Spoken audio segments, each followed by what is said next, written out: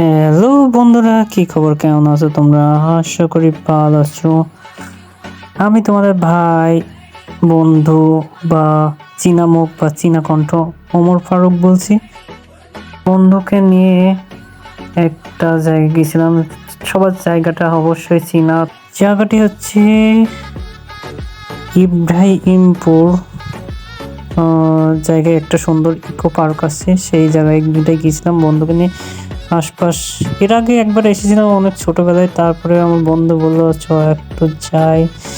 জায়গাটায় অনেক কিছু ঘুরলাম, দেখলাম, সুন্দরই লাগলো, কিন্তু আগেকার মতন আশেপাশে লোক টোক নেই। আগে যেরকম মানুষ থাকতো, এখন পার্কটা নিরিবিলি হয়ে গেছে।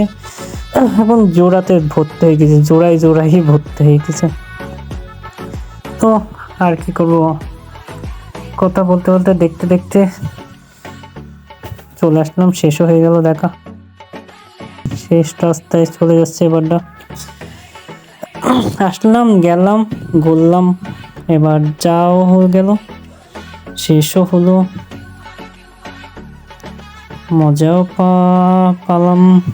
ঘুরে কিছু নতুন নতুন দৃশ্য দেখতে পেলাম। আগের কাছে একটু পরিবর্তন হয়েছে, কিন্তু পার্কটা সত্যি আগের কাছেও নির্বিলি হয়ে গেছে, জোড়াতে ভরপুর হয়ে গেছে।